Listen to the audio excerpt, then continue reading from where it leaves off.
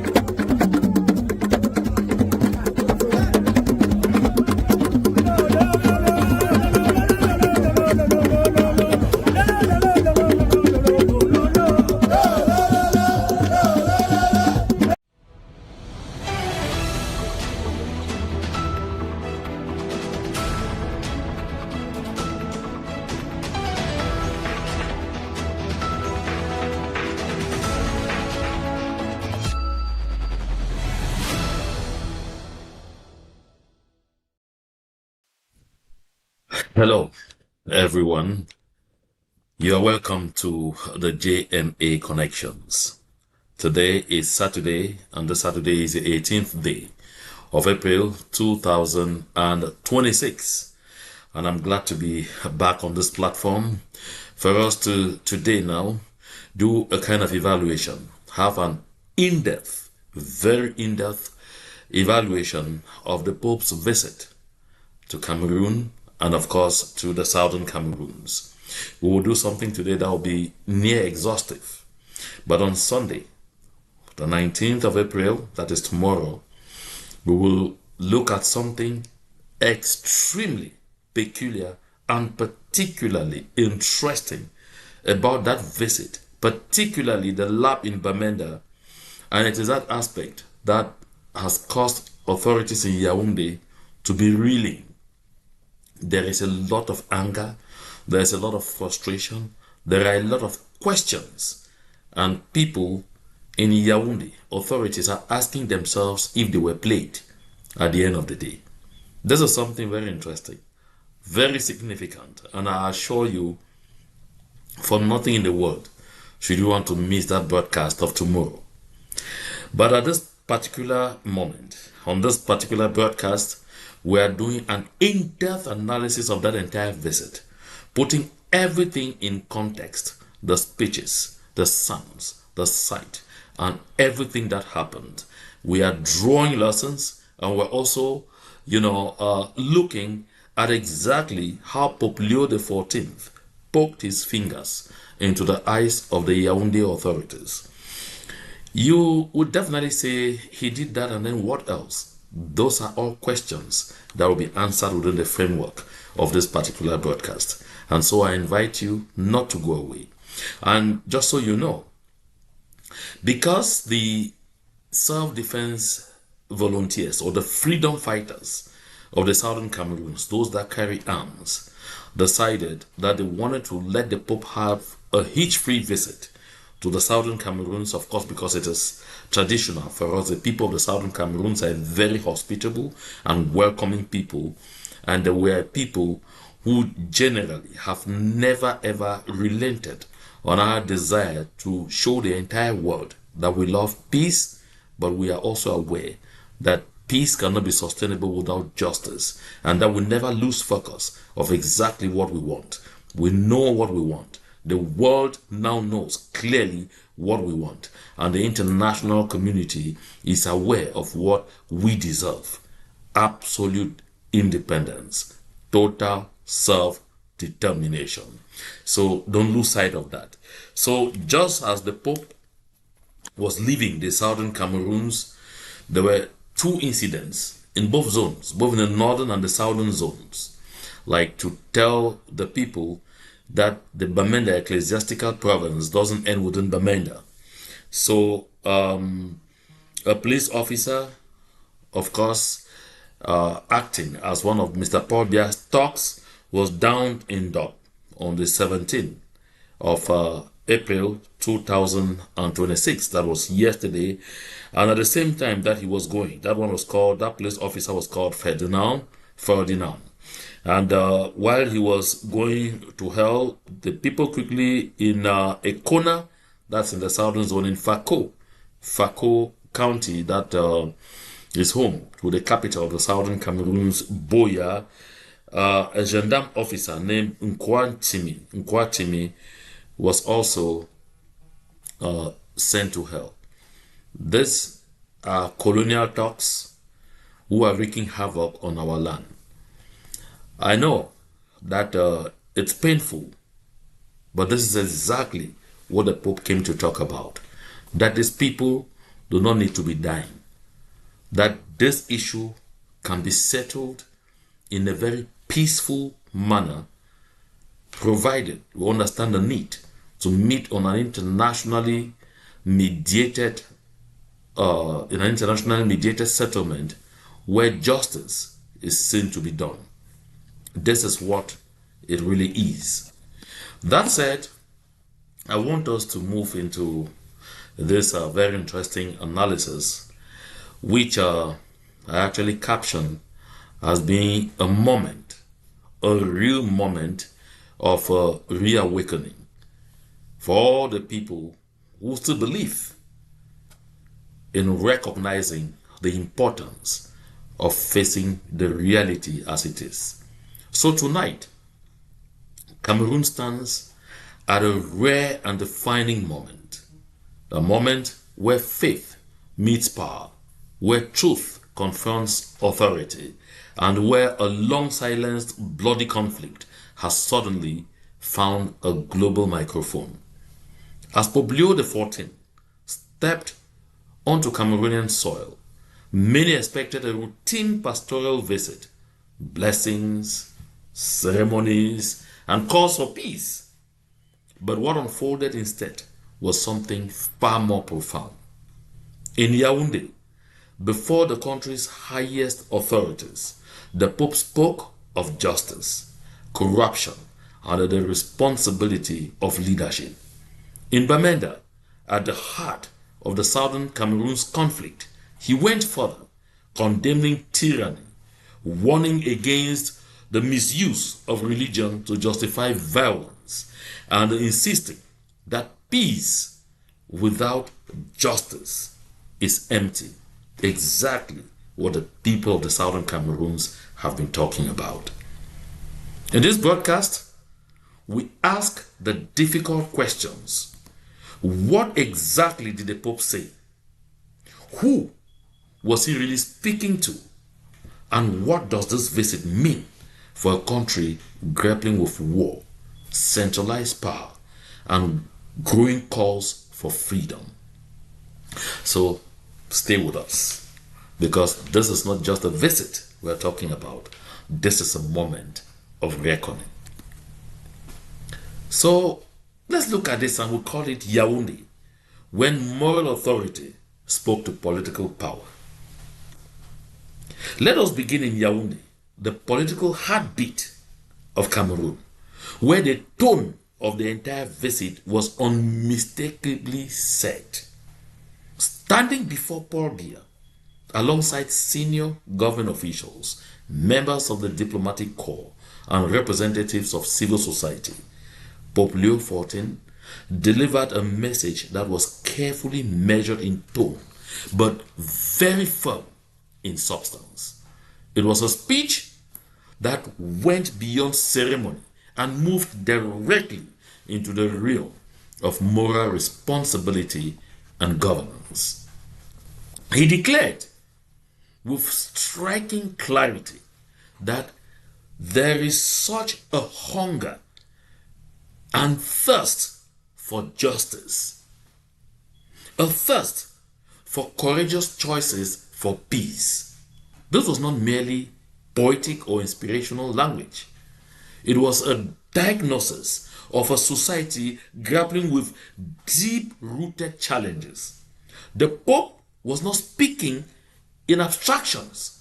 He was pointing to a reality that many citizens already recognize: a longing for fairness, accountability, and a meaningful leadership that has been lacking for at least 43 years and counting. He went further, reminding those in authority that power is not a possession to be held, but a responsibility to be exercised. Quoting St. Augustine, he emphasized that those who rule serve those whom they seem to command, not from a love of power, but from a sense of duty.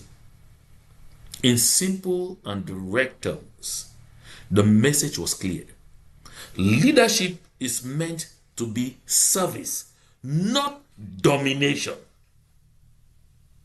And if you look at that document I once shared, called Stratégie de conservation du pouvoir, de génération en génération, that's a strategy for the conservation of power from generation to generation.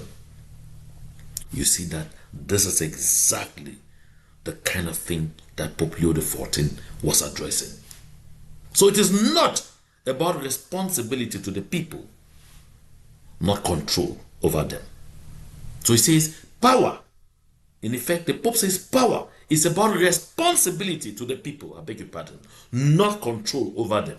But when you look around, what is happening is control, confiscation, absolute tyranny. Then came the statement that resonated most strongly both inside the hall and across international audiences. The Pope asserted that the chains of corruption must be broken. This line carried significant weight because corruption, lack of transparency, and the concentration of power are not theoretical concerns in Cameroon. They are realities that affect governance, trust, and everyday life.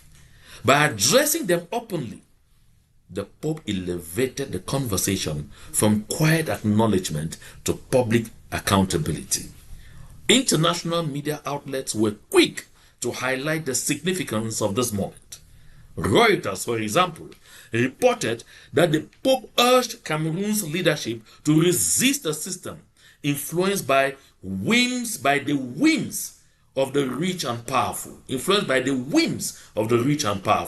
underscoring the global relevance of this message.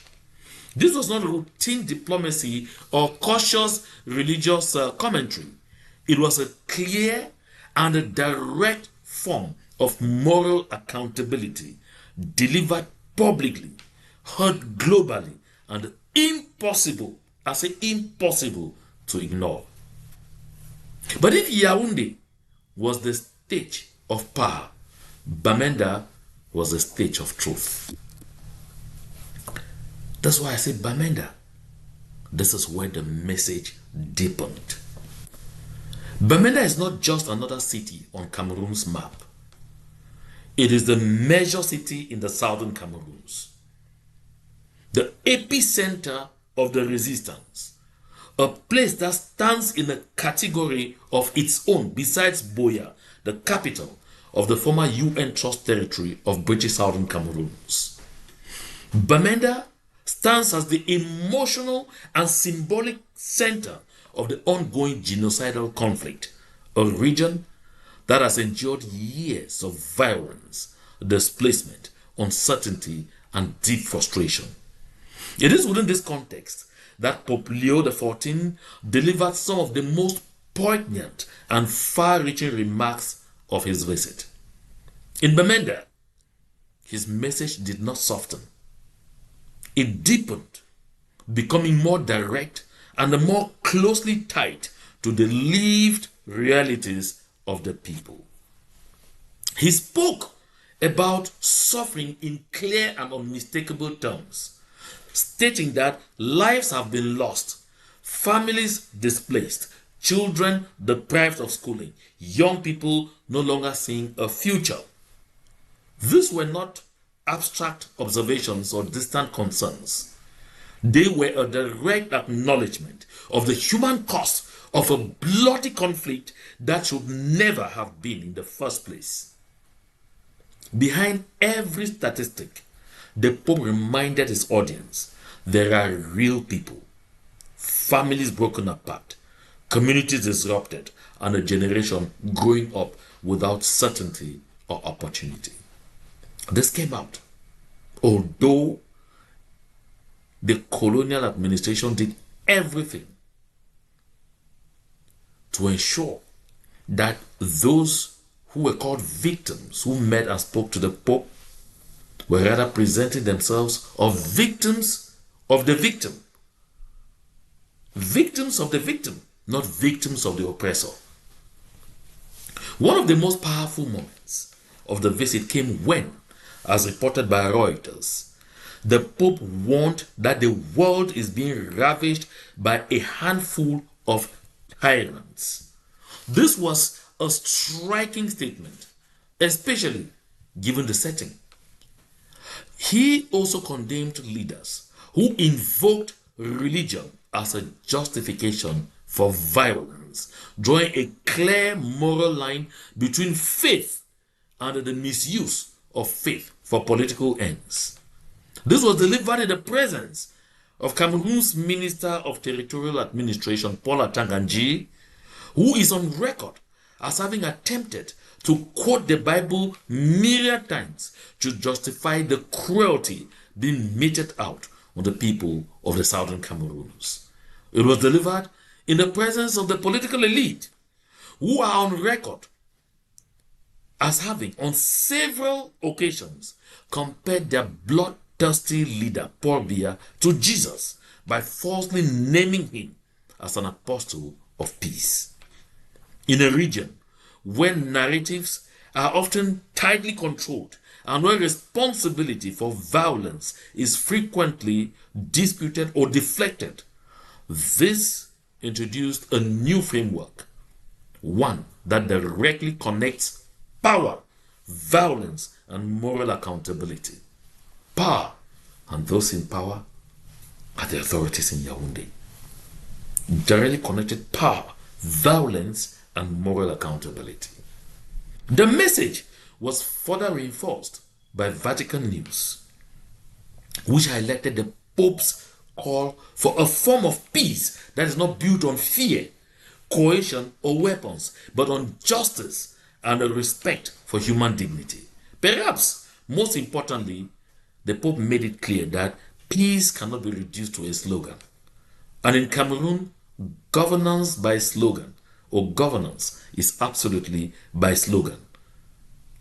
Everything is a slogan, just as repeated claims of a certain return to normalcy in the entire southern Cameroons that never is.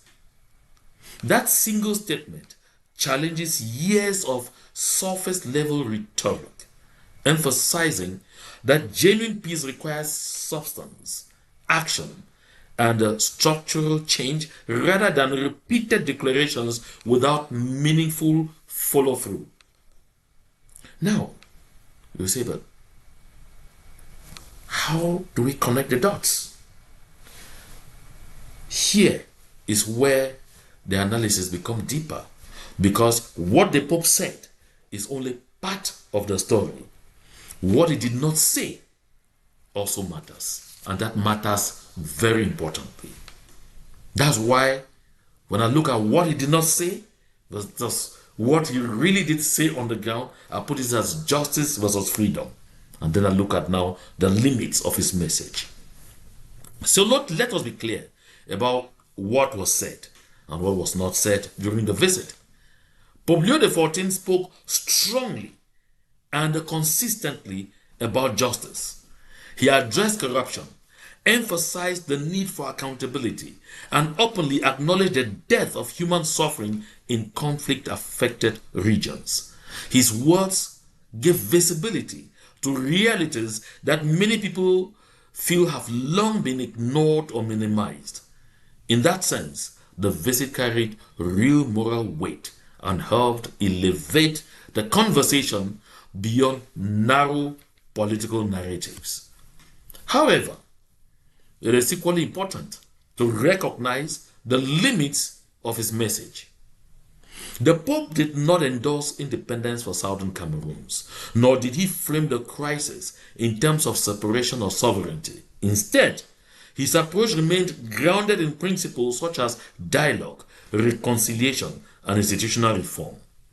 His vision of resolution focused on repairing the system, strengthening governance, and fostering peace through justice within an existing national framework, which is sharply at variance with the wishes and aspirations of a crushing majority of southern Cameroonians. This reflects the tradition or the traditional position of the Catholic Church, which generally prioritizes unity, mediation, and peaceful coexistence over so-called political fragmentation. This is where a clear tension emerges for many people in southern Cameroons. And that's where my friend Ayamba came from, whom I quoted in my last video. The issue has evolved beyond questions of reform or improved governance. It is now deeply tied to dignity, identity, and the right to self-determination. From this perspective, justice alone, if it remains within the same political structure, is seen by a great majority as insufficient.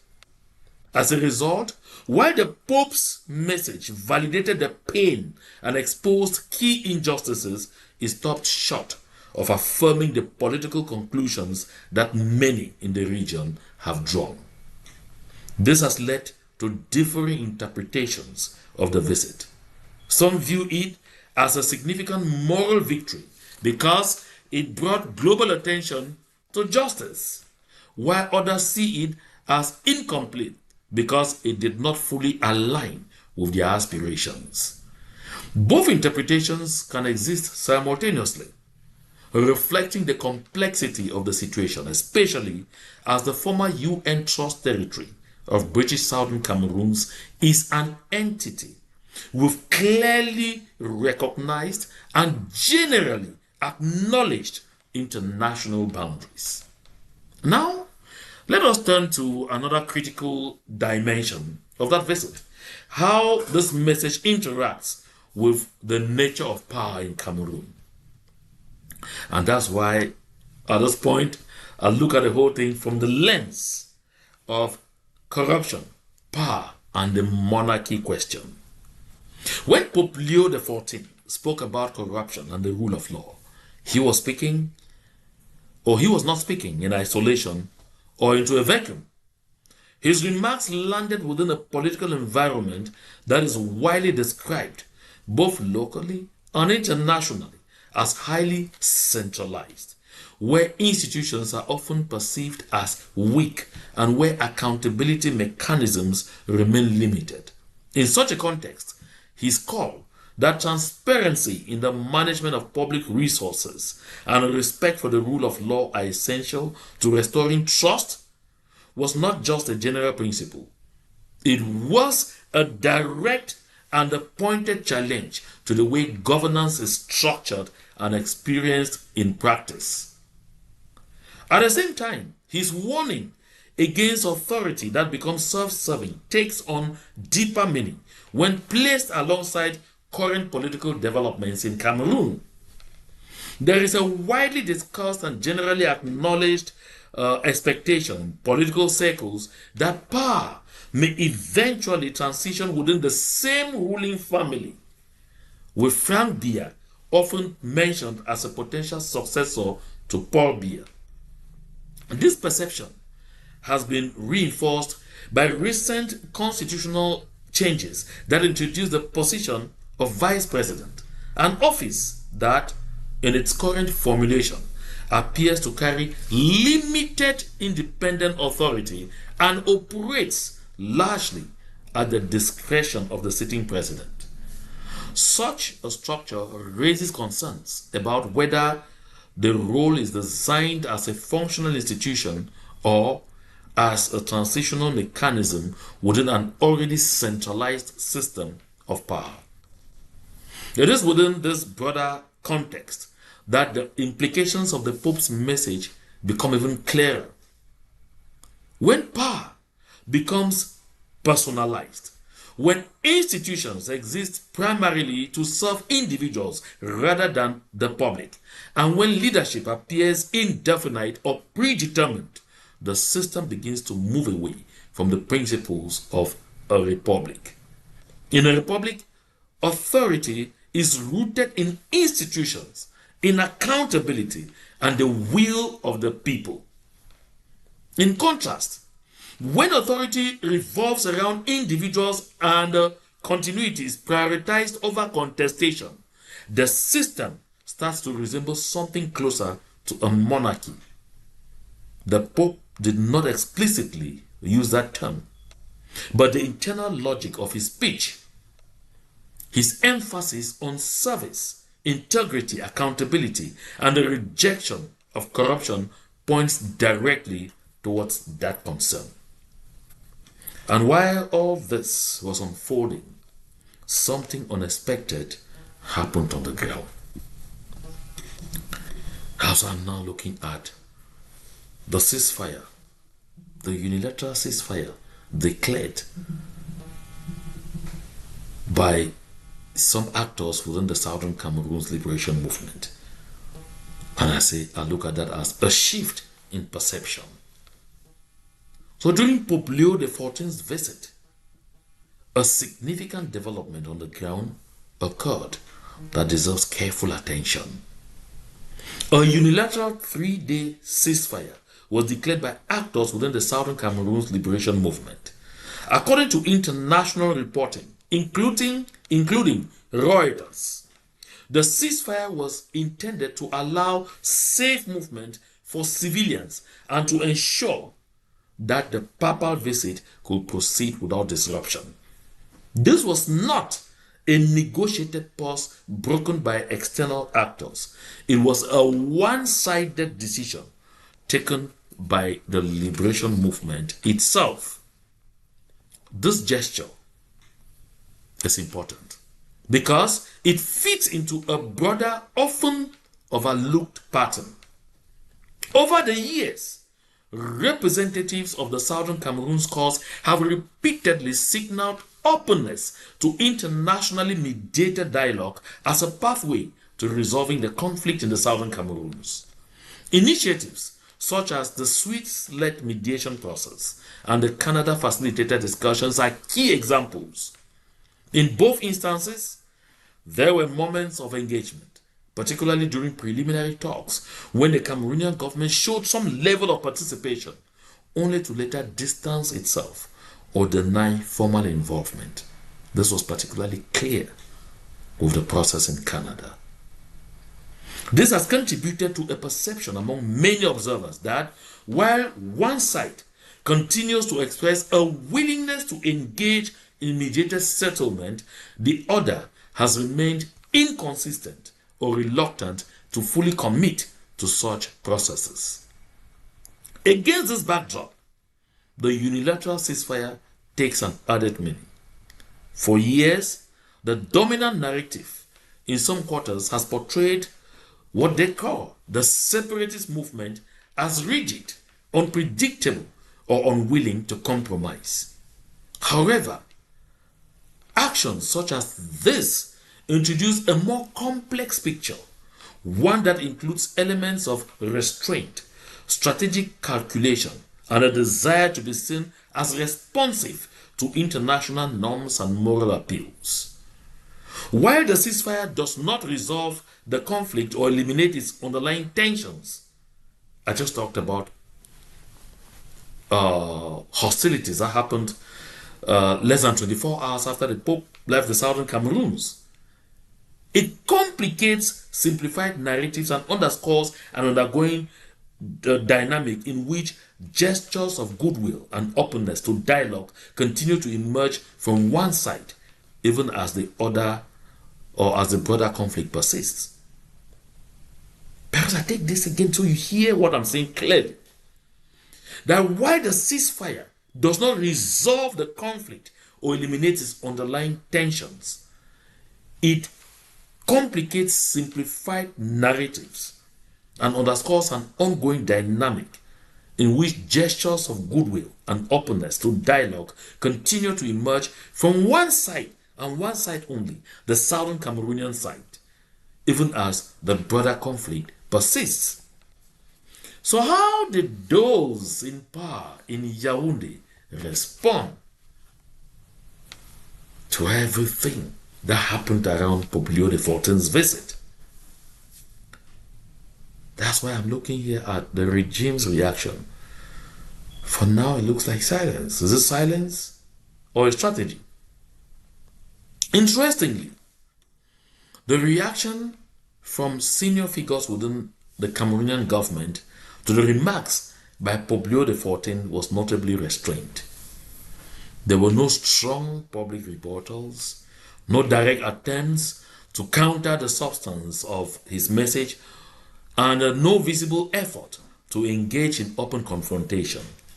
Instead, the response appeared measured and cautious, suggesting a deliberate choice to avoid escalating a moment that had already attracted significant international attention. According to international reporting, including Reuters, Al Jazeera, ABC, and others, the government has consistently denied allegations of corruption and human rights abuses. However, in this instance, there was no direct response to the Pope's specific statements regarding governance, accountability, and the need to break what he described as the chains of corruption. So the absence of a direct challenge is significant, especially given the weight of the platform from which those statements were delivered and the global audience that received them. This measured silence can be interpreted in more than one way. On one hand, it may reflect a strategic decision to avoid public disagreement with a globally respected religious figure whose moral authority carries considerable influence. On the other hand, it may indicate the difficulty of openly contesting a message that resonates with widely acknowledged concerns about governance and accountability in Cameroon. In situations like this, silence itself becomes meaningful. When moral authority speaks clearly and publicly, political authority often responds not with confrontation, but with careful restraint, choosing quiet management over direct engagement. So I'm not surprised how that happened. And so in the final analysis, I'll say, so what does all this ultimately mean when we step back and look at the Pope's visit as a whole? The visit of Pope Leo XIV to Cameroon can be seen as both impactful and limited. On one level, it succeeded in ways that are difficult to ignore. First, it clearly exposed the moral dimension of the southern Cameroon's conflict. By speaking openly about justice, corruption, human dignity, and the suffering of affected communities, the Pope shifted the narrative away from narrow security explanations towards deeper questions of governance and accountability. Second, the visit helped refocus global attention on Cameroon, particularly at a time when international visibility of the southern Cameroon's conflict has often fluctuated. His presence, combined with the strength of his message, ensured the situation once again entered global conversations. Third, It amplified the role and legitimacy of civil society, recognizing it as a critical force in peace building, dialogue, and social cohesion. At the same time, the visit had clear limitations that must be acknowledged for a balanced understanding. While the Pope addressed justice and suffering, he did not resolve the underlying political question at the heart of the bloody conflict in the southern Cameroons. His framework remained centered on dialogue, reconciliation, and reform within an existing national structure, rather than on redefining that structure itself. Additionally, he did not endorse structural separation or self-determination, which for many in southern Cameroons has become a central demand. You want to get that again? I say, his framework remains centered on dialogue, reconciliation, and reform within an existing national structure rather than on redefining that structure itself. Additionally, he did not endorse structural separation or self-determination, which for many in southern Cameroons has become a central demand. This means that while the moral case for change was strengthened, the political pathway forward remains contested and unresolved, leaving the people of the former UN Trust territory of British Southern Cameroons with the power to continue to define their own future. As a result, several key issues remain open. The visit raised important questions about governance, about accountability, and the nature of peace, but it did not provide definitive answers to how these challenges will be addressed in practice. It created momentum, but not closure. It clarified the stakes, but not the final outcome.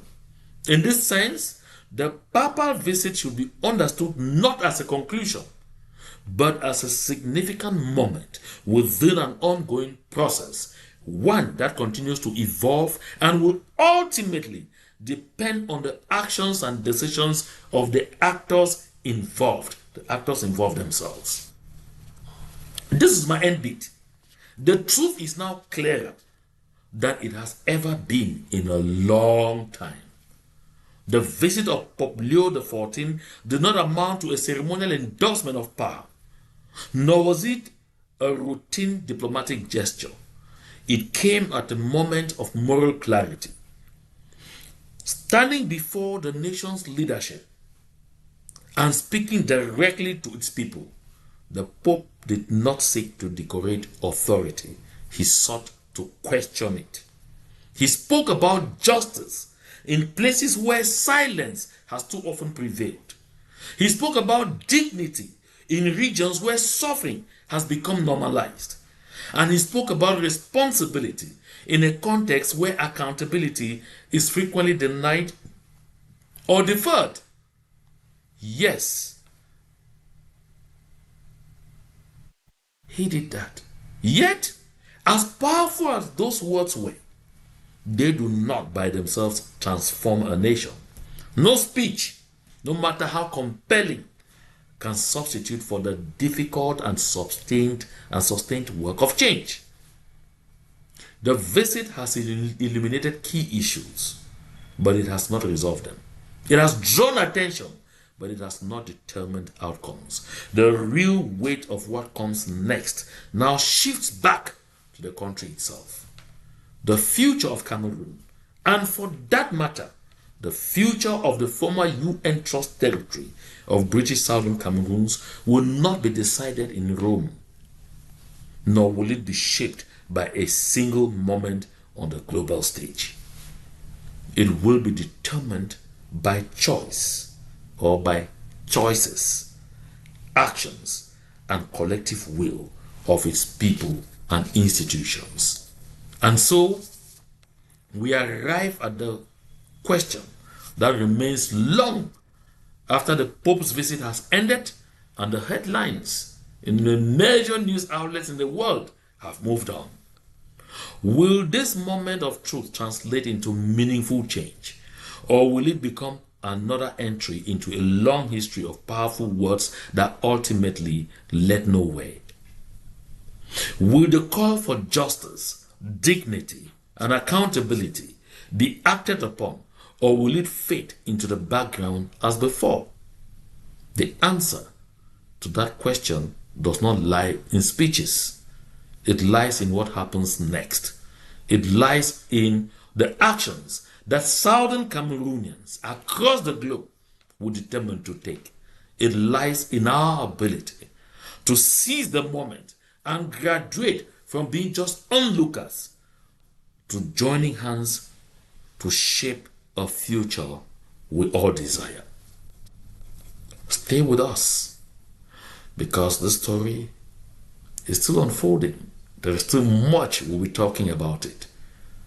And what happens next may define an entire generation.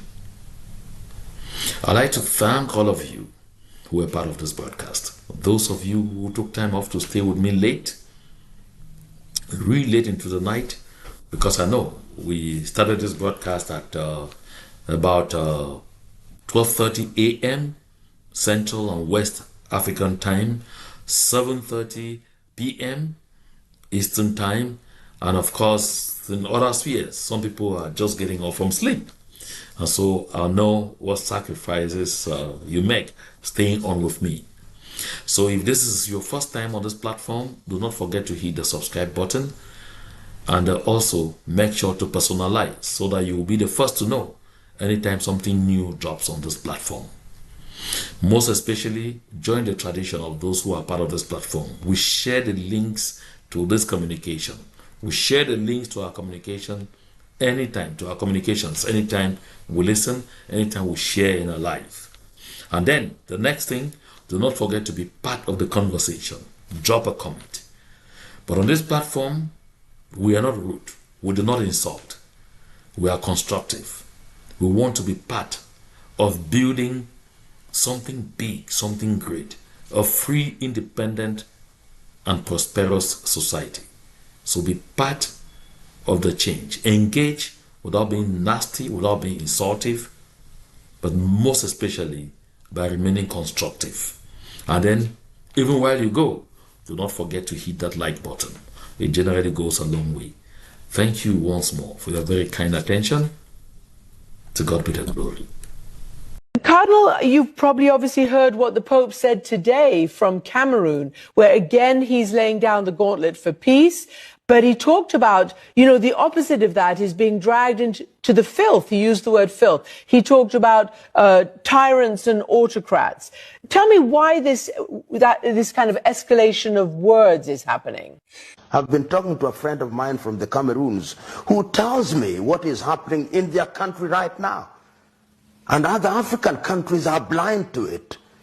How many people have died in the Cameroons in the 30 years that Paul Biya has been the president through corruption, and all that money is tucked away in Paris in France? This is a crime against humanity, for which punishment should be the ultimate punishment. And in China they do exactly that. They come to this part of the world, they corrupt our leaders, but if you are corrupt in China, they'll deal with you firmly, swiftly, and take away your life, so that you are no longer a danger to society. I will say to you today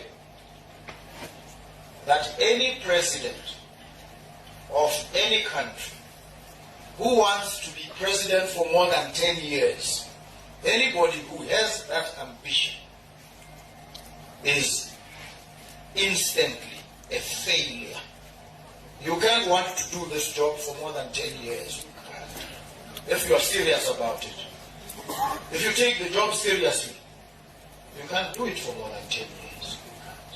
And anybody who sticks with presidency for more than 10 years, that's a surefire indication that he has failed and he has no intention. He doesn't understand the job.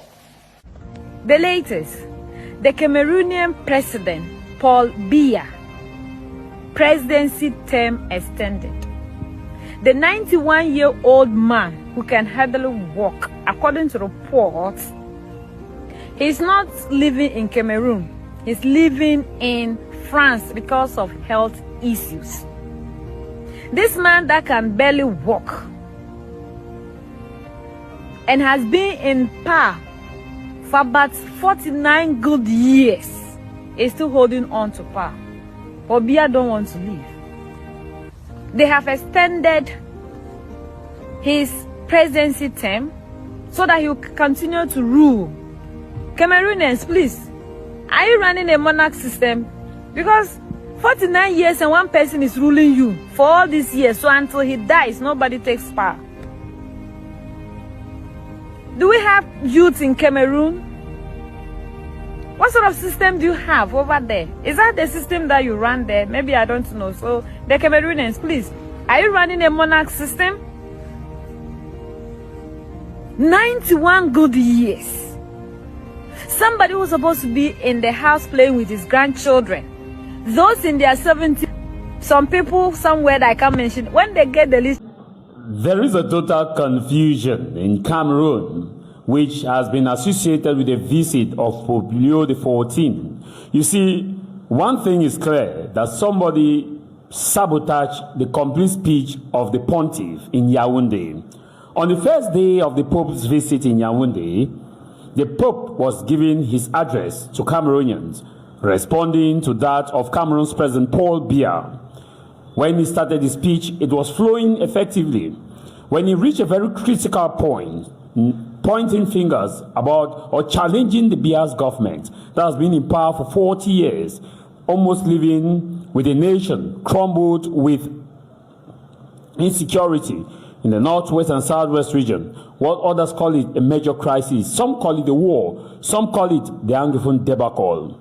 The speech of the pontiff was cut short, and the national broadcaster, Cameroon's radio's television, CRTV, came out to say by their boss, Charles Ndongo, the Director General, said the reason why the sensitive part of the Pope's speech was left out, or why the broadcast ended, was due to optic fiber transmission. That the optic fiber transmission is the reason why at the Unity Palace, when the Pope made a very important point, it was stopped. Now, that finger pointing was directed to Cameroon's telecommunication network, which is charged with provision of optic fiber for the usage of CRTV in that ceremony. And the truth here is that Camtel would do anything and everything necessary within their power to make sure that the broadcast is not affected as a result of optic fiber transmission. Also, point of note is that as of now, and the time the speech was being made, Iran has not cut the optic fiber at the Strait of Hormuz. That we can accuse Iran that it was because Iran cut the optic fiber at the Strait of Hormuz. Now, after accusing Cameroon's telecommunication network, Camtel, the director of Camtel came out now to say that there was no optic fiber failure, that the optic fiber failure being claimed by Cameroon's radio's television, whom is noted for censoring key aspects on public events. They said that there was no optic fiber failure. Camtel came out and in press releases there was no optic fiber failure, which means that either CRTV is lying, or someone is trying to sabotage Camtel, or someone is trying to cover up for things that they never wanted to us to hear. And you see, this is a very, very big issue that someone should be accounted for, or someone should account for it. Someone is supposed to give an account. Lying to Cameroonians or incompetent. Now, let me read you Camtel. And I believe Camtel over CRTV on this. On this, I take Camtel. This is what the Director General of Camtel has pointed out, Madame Judith. She says, a statement from Camtel following the broadcasting incident at the Unity Palace within the context of the Pope's visit to Cameroon. Cameroon Radio Television, CRTV, in a press release, sought to attribute the interruption of live broadcast of His Holiness Pope Leo XIV address on Wednesday, 15 April 2026, at the Unity Palace, to an alleged failure of the optic fiber network and instability of the internet network owned and operated by Camtel. Camtel wishes to inform the public that neither was its infrastructure unavailable, nor its network affected by any failure. In fact, the technical data provided by teams deployed on the ground in conjunction with the government institutions and bodies involved in the preparation of this historic event indicate that no optic fiber connection failure or technical fault was recorded on Camtel's infrastructures or internet network during this incident.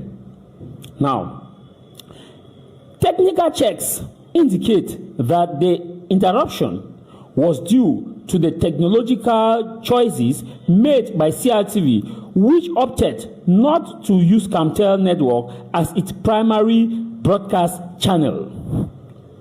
At the Simalen airport and throughout the trip to the Unity Palace, CRTV used its own satellite transmission system, Fly Away, for the broadcast, with the optic fiber network as potential backup solution.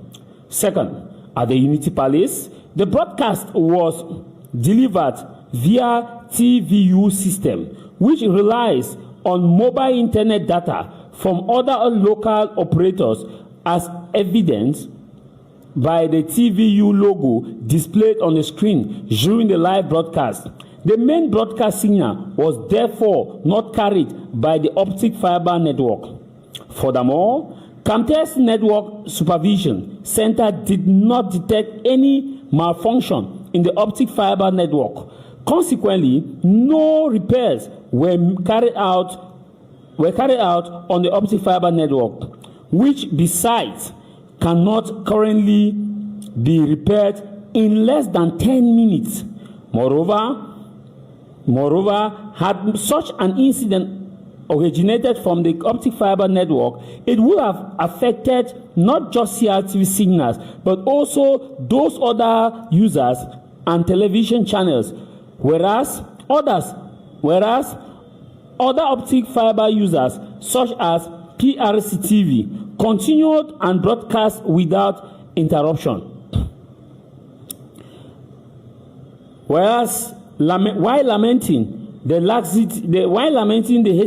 hasty, indirect public accusation it has suffered without any prior joint technical investigation in a technical era where any incident in a telecommunication network leaves traceable and verifiable evidence, Camtel would like to reassure the public and all users of its infrastructure of its ability to